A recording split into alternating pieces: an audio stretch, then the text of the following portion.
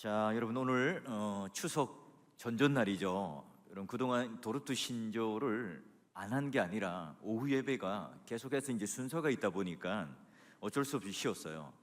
근데 갑자기 이제 하니까 왜 이렇게 이제 또 오랜만에 하나 싶은데요. 또 이제 보니까 2주 또 지나면 또 못 해요. 다음 주에 또 뭐 우리 여전노연합회가 있고 또 뭐 세계 선교회 또 헌신 예배도 있고 뭐 여러 가지가 이제 있습니다. 그래서 이제 틈나는 대로 여러분과 함께 나누고요. 아마 책장 이제 안 가주신 분들은 여기 주보에 도르트 신조 5항이 여러분 실려 있습니다. 보시면 되고요. 추석날이니까 짧고 굵게 하는 게 서로에게 유익이 되고 은혜가 되겠죠. 예, 그런 의미로 짧고 굵게 한번 깔끔하게 우리 한번 해보도록 하겠습니다. 우리 다른 교회는 우리 친구 목사님들 보니까 오후 예배 또는 새벽기도 요즘에 이렇게 빨간 날 잘 안 하는 교회가 많더라고요. 과연 요즘에 교회 옵니까 하니까 저는 오후 예배 이렇게 많이 오실지 몰랐어요. 깜짝 놀랐습니다.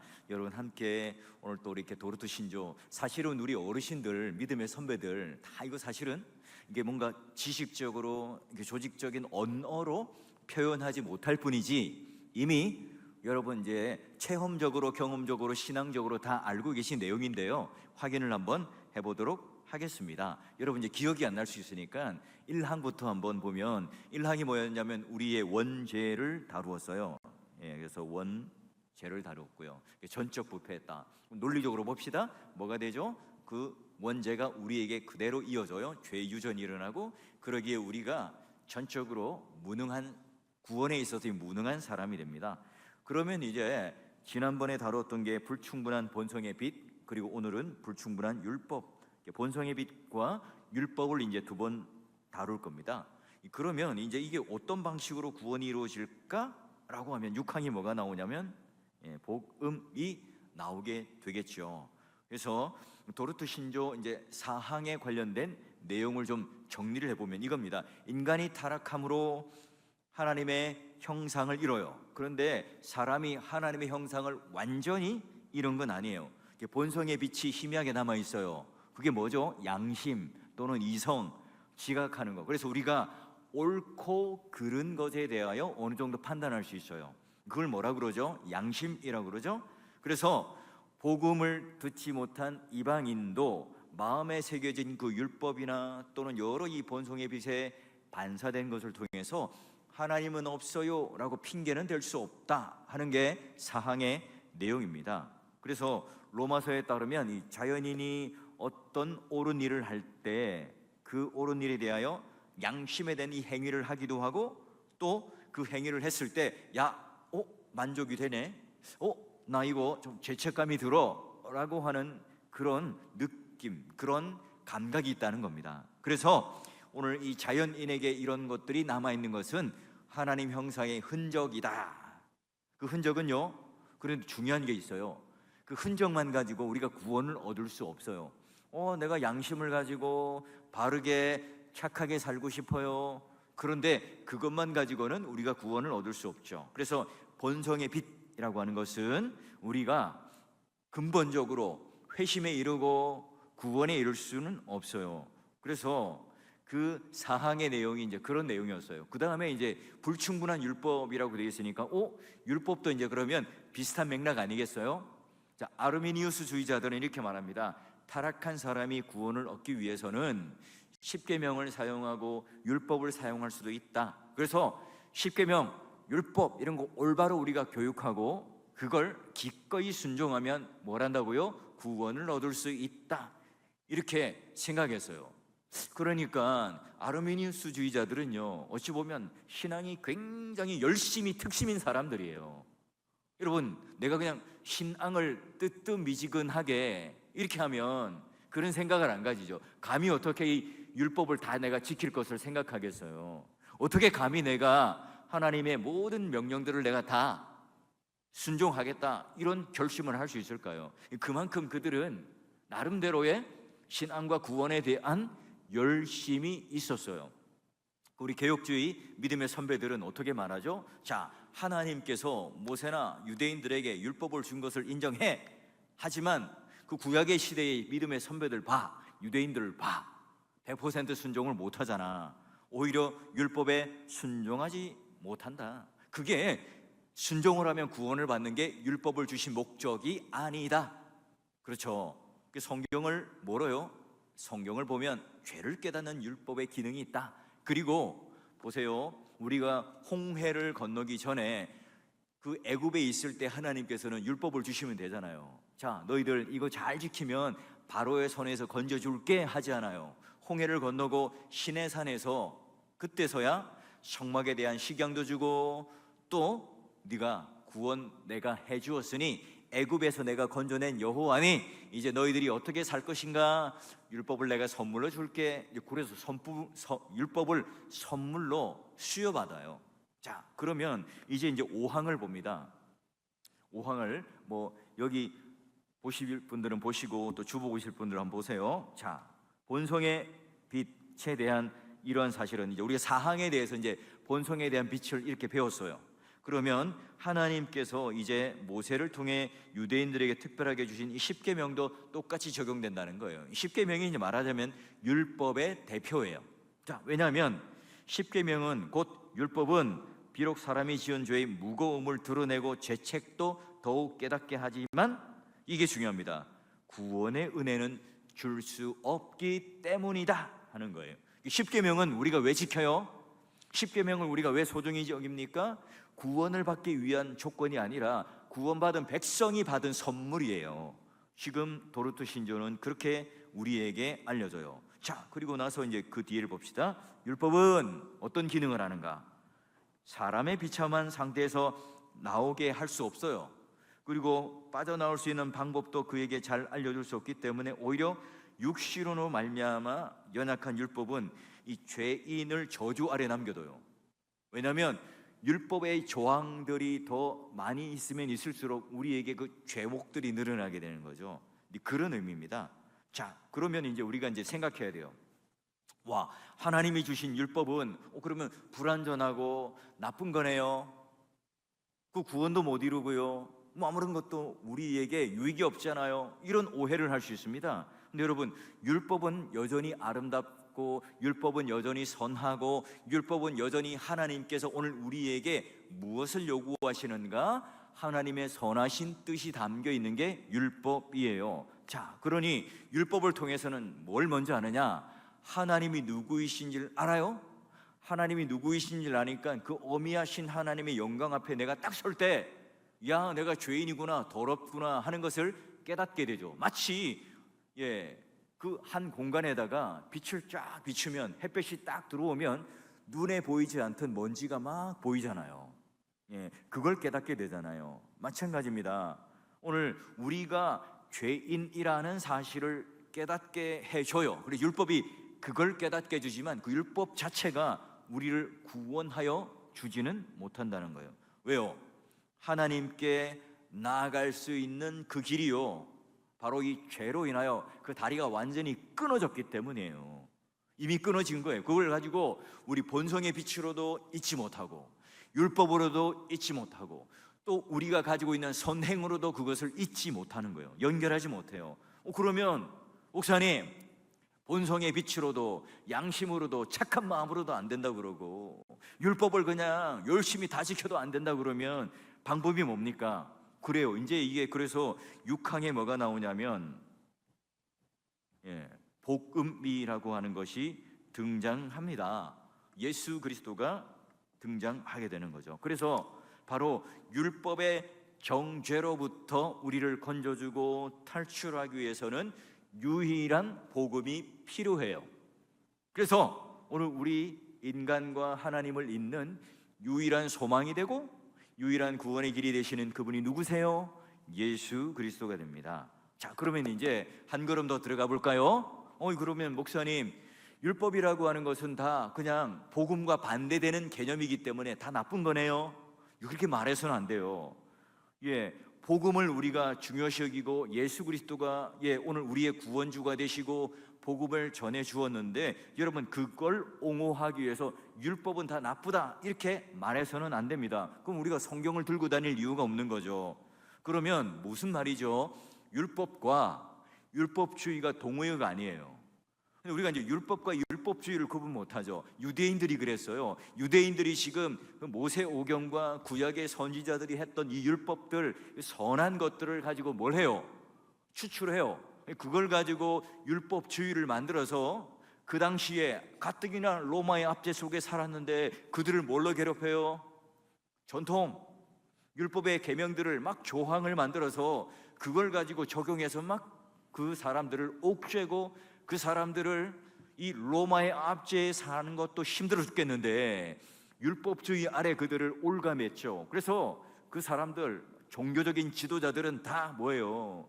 그런 이중적인 위선의 잣대를 가지고 사람들을 힘들게 한 거예요. 그래요. 율법은 선하지만 바로 율법주의가 나쁜 것이고요, 율법주의는 결국은 뭘 해요? 사람들을 옥죄요. 나는 너보다 더 낫다는 비교의식 속에 내가 우월감을 갖게 해버려요. 그게 이제 잘못됐죠. 그러면 이걸 로마서 말씀을 통해서 우리가 한번 확인해 보는데요. 자, 율법이라고 하는 것은 죄를 깨닫게 한다. 이제 우리가 이제 읽었던 조항인데, 자, 그런즉 우리가 무슨 말을 하리요? 율법이 죄냐? 그럴 수 없다. 율법 자체는 악하거나 나쁜 게 아니라는 겁니다. 그런데 율법으로 말미암지 않고는 내가 뭘 알지 못해요? 죄를 알지 못해요. 그죠? 내가 죄인이라는 사실을, 내가 지금 하나님 앞에서 지금 어떤 죄인으로 죄의 길로 갔고 내가 하나님과 반대되는 그 길로 갔고 마치 악한 고집센 양처럼 자기 마음대로 굴었는가, 이걸 성경을 통해서 보지 않으면 깨닫지 못한다는 거예요. 그래서 우리가 십계명 중에 하나를 말하죠. 탐내지 말라. 욕심이라고 하는 탐욕이라는 것, 이걸 십계명을 통해서 탐심, 탐욕, 욕심이라고 하는 것을 우리 안에 가르쳐주고 비춰주지 않으면 어때요? 우리가 스스로 깨닫지 못해요. 더 나아가서 바울은 뭐라고 규정짓죠? 오늘 우리가 내가 가지는 이 욕심은 바로 탐심은 우상이니 라고 하잖아요. 그렇게 말하는 것처럼 탐심이 나쁘다, 탐심이 우상이다, 탐욕이 곧 하나님을 버리고 물질을 쫓고 다른 것을 쫓는 거다. 율법 때문에 우리는 그것을 알아요. 하나님이 그걸 싫어한다는 것을 율법을 통해서 알죠. 그래서 우리가 율법을 통해서 하나님이 뭘 좋아하실까? 하나님은 뭘 싫어하실까? 이걸 깨닫게 됩니다. 그래서 이제 코넬리우스 프랑크 목사님이 이제 이 부분에 대해서 쓴 걸 보니까 아주 재밌는 표현을 했어요. 타락 이전의 사람인 율법이 말하는 바를 말할 수 있었는데 아담은 하나님의 율법을 완전히 지킬 수 있는 능력이 있었어요. 끝에가 재밌는 표현입니다. 그때는 율법은 그의 친구였습니다.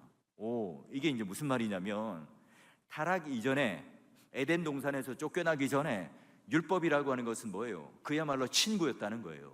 하나님의 뜻, 하나님의 원하시는 것, 하나님이 기뻐하시고 하나님이 좋아하시는 것, 그것 따라 그대로 아담과 하와가 그렇게 순종하며 살았던 거예요. 그러니 율법이 친구였다는 의미는 바로 두 가지 의미입니다. 그러니 하나님의 뜻이 무엇인지를 충분히 알았다는 거예요. 그리고 그 방향을 따라 내가 행할 수 있는 능력으로 행하게 되는 거예요. 우리는 그렇죠. 의지는 있는데 행할 수 있는 능력이 없어요. 그 능력은 충분히 있겠지만 그런 의미나 그런 의지를 깨닫지 못해요. 그런데 이 타락 이전에 아담은요, 그렇게 하나님의 뜻과 하나님의 원함이 무엇인지를 알았고 그대로 행할 수 있었다는 거죠. 그렇죠.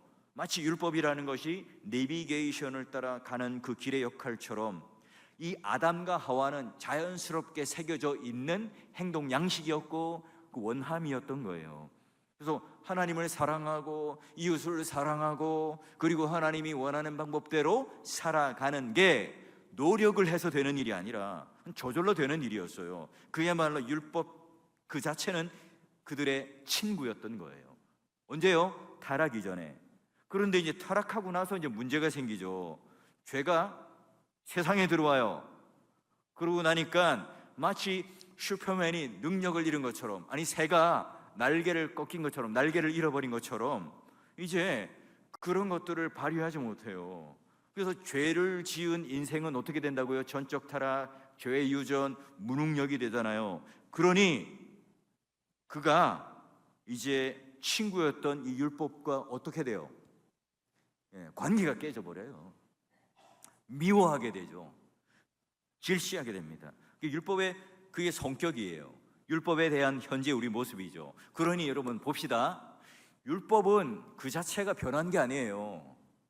율법은 우리에게 하나님께서 주실 때 선한 것으로, 그리고 최선의 것으로, 가장 좋은 것으로 주신 거예요. 율법 자체는 변함이 없는 거예요. 그럼 뭐예요?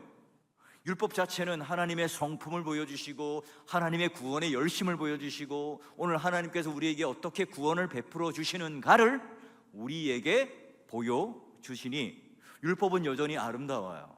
그러니 다윗은요, 하나님의 말씀은 꿀송이보다 더 달다. 하나님의 이 말씀은 내 인생에 있어서 굉장히 중요한 생명 양식이 된다. 그렇게 노래를 하는 거예요.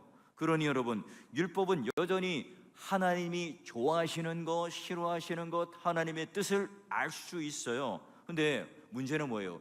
율법은 변하지 않았다면 누가 변한 거예요? 내가 변한 거죠. 우리가 변한 거죠.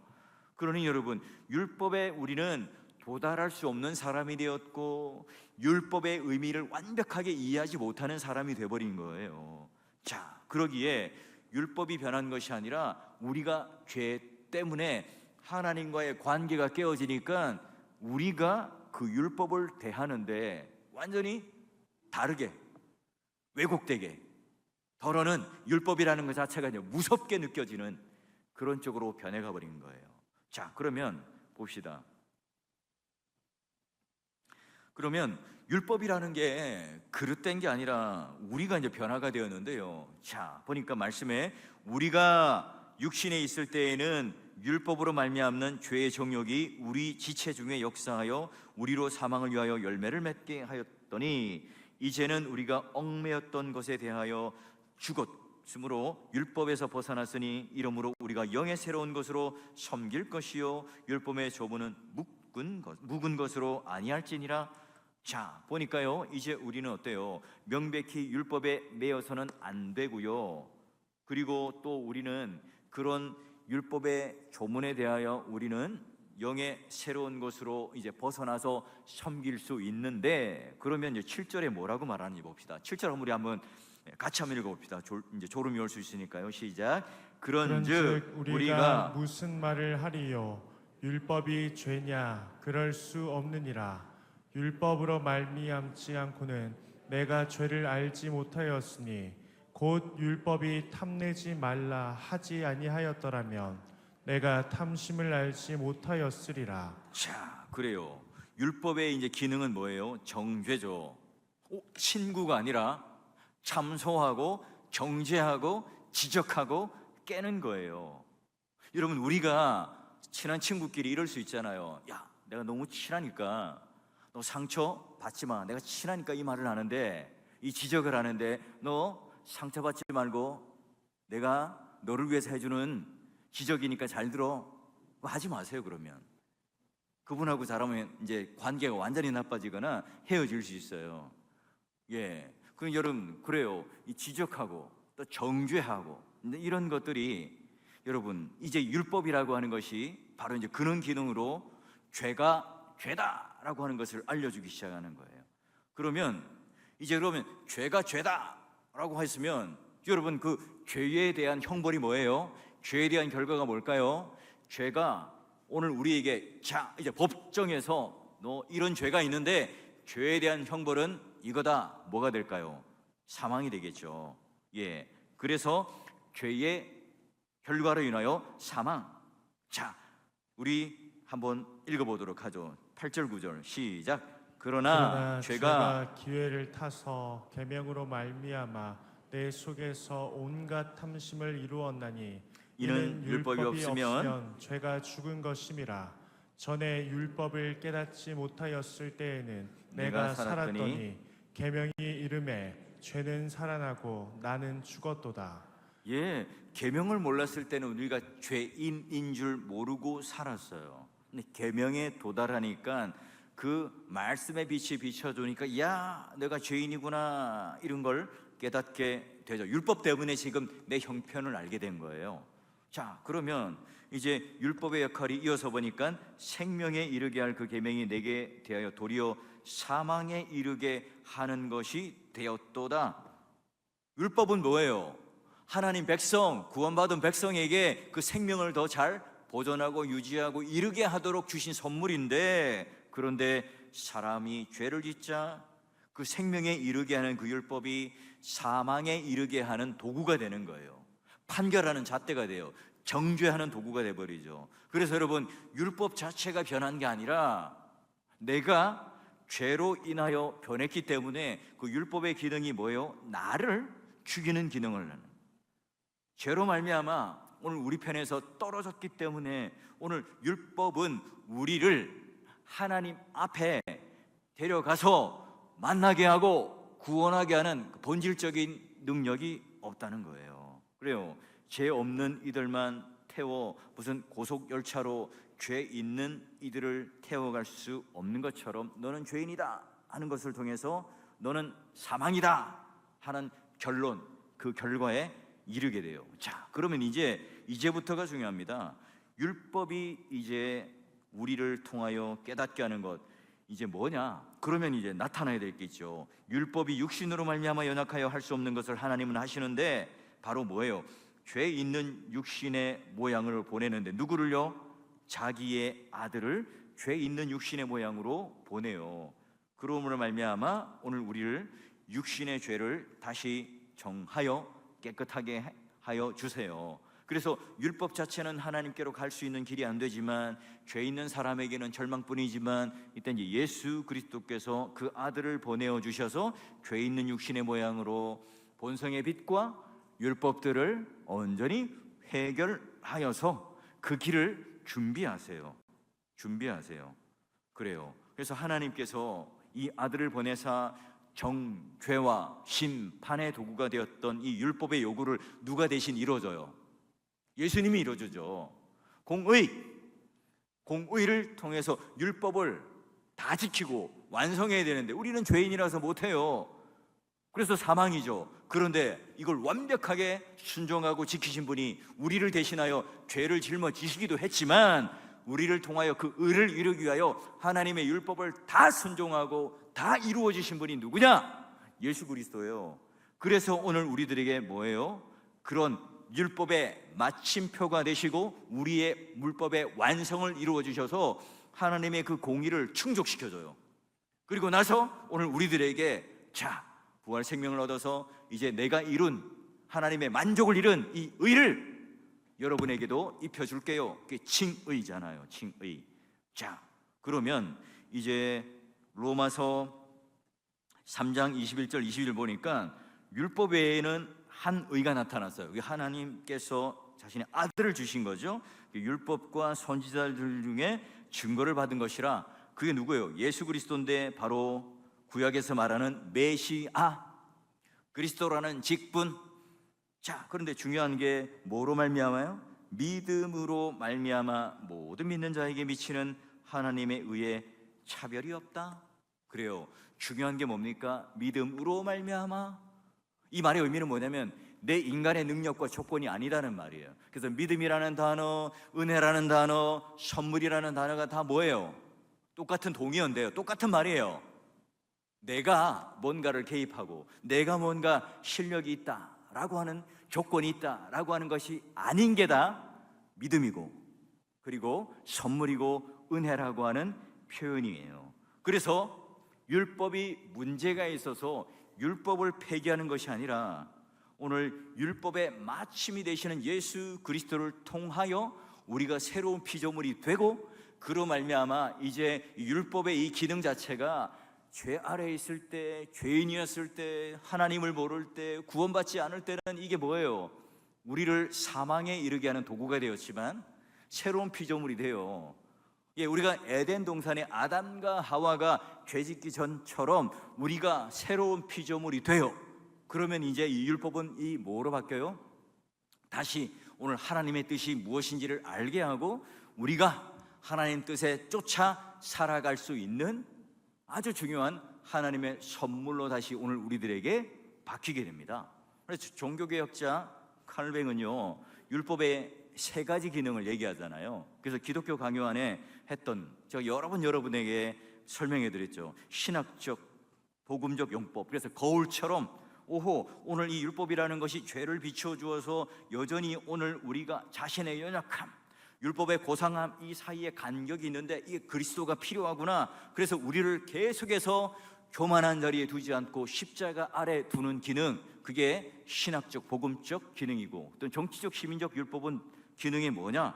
바로 율법은 하지마 하는 것들, 간음하지 마, 동성애하지 마, 우상숭배하지 마, 잘못된 길로 가지 마, 무엇 하지 마라고 하는 계명을 만날 때 거부감을 가지는 것이 아니라 바로 그런 채찍질, 그런 울타리를 통해서 내가 하나님의 그 두 번째 용법에 따라 사랑하지 않았고, 또 이웃을 사랑하지 않았고, 또 그런 일로 인하여 내가 정말 이런 삶 속에 여전히 지금 내가 하나님 뜻대로 살지 못했구나 하는 것을 깨닫고 그걸 막죠.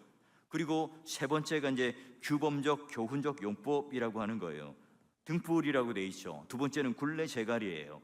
등불은 뭐예요? 바로 발등상 위에 불을 비춰주죠. 그래서 그리스도인의 일상적인 삶 속에 우리의 그 길잡이를 하게 되는 역할.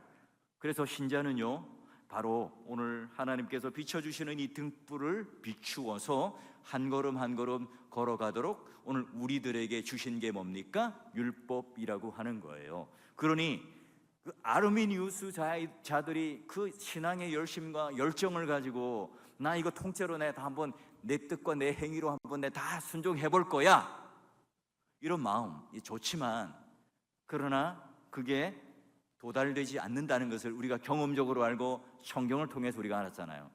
그래서 믿음의 우리 선배들, 도르트 총회의 반학론파가 되었던 그 총회의 이제 우리 믿음의 선배들은 계시 성경을 봐라, 그건 아니야, 율법의 기능은 바로 이런 거란다 라고 하나님의 명령과 축복이 보장되어 있는, 그래서 우리가 먼저 예수 그리스도로 말미암아 거듭나야 되고, 그리고 이 십계명이라는 것, 율법이라는 것을 통해서 내가 이제 예전에는 불가능한 일이었지만, 그러나 예수 그리스도를 믿음으로 말미암아 어떻게 됩니까?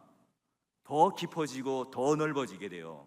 그래서 여러분, 미워하지 말라, 살인하지 말라, 십계명의 내용이 예수 그리스도께서는 뭐라고 해석해요?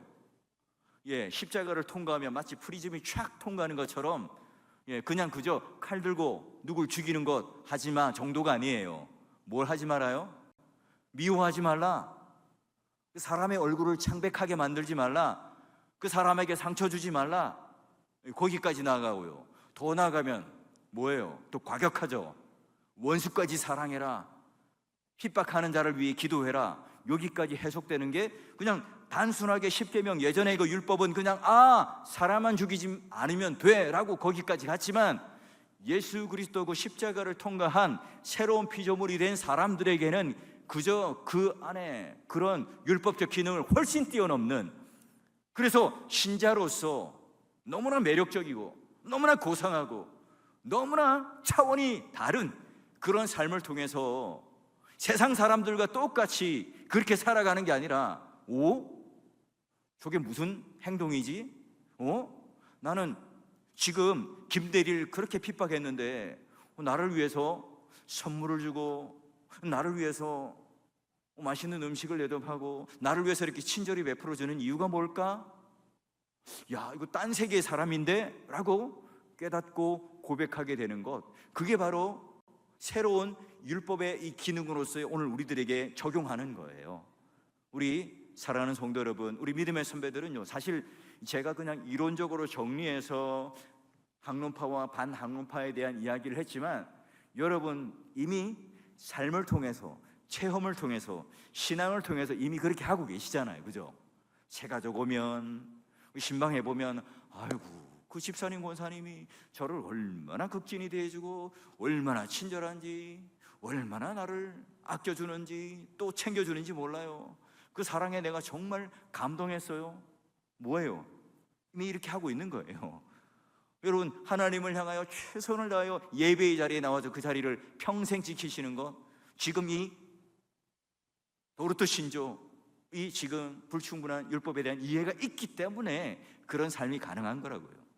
우리 모두가 우리 추석 명절 이렇게 들뜬 마음을 가질 수 있지만 나와서 이 율법이라고 하는 이것 부정적인 인식이 아니라 오히려 나에게 죄인임을 깨닫게 하고 이 율법을 통해서 새로운 내 삶의 차원을 열어주는 귀한 하나님의 선물이구나, 너무너무 소중하구나, 이렇게 여러분 느끼실 때 여러분은 하나님 자녀가 되어서 사랑하는 사람이 말하는 거에 더 귀를 기울이고 그가 기뻐하는 것을 내가 더 하고 싶잖아요. 그게 사랑하는 사람과의 관계잖아요.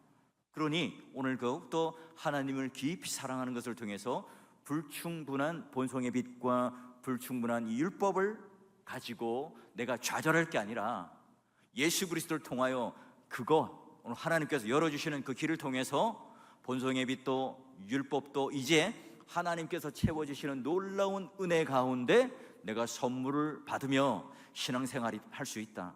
그래서 교회 오면 낯설고 정죄하고 미워하고 막 그렇게 서로가 울타리를 침으로 말미암아 이상하네, 그게 아니라 교회 오면 서로를 용납하고 내어주고 관용하고 용서하고 따뜻한 말하고 격려함으로 말미암아 이곳이 정말 하나님 나라, 이 에덴, 회복된 에덴으로 인식하며 우리 모든 성도들이 함께 정말 오고 싶은 교회에 와서 정말 한 주가 기다려지고 설레는 그런 마음으로 살아가시는 여러분 되셔서 우리 다음 6항 때까지 설레는 마음과 기대하는 마음으로 잘 기다리셔서 우리 6항 때 한 3주 정도 4주 정도 지나야 될 것 같습니다. 그때 만날 때 우리 모두가 다 이런 넉넉하게 멋지게 하나님 앞에 칭찬받는 그런 놀라운 열매들을 붙잡고 또 6항 만날 수 있고요. 또 우리 추석 명절 건강하게 또 은혜롭게 잘 지내시며 또 우리가 다음 주에 만나뵙기를 제가 기도하고요. 그런 바라는 마음이 있습니다. 여러분, 우리 모두가 다 그런 삶으로 모두가 다 서로 함께 격려하며 승리하는 우리 추석 명절 또한 한 주간 되시길 주의 이름으로 축원합니다.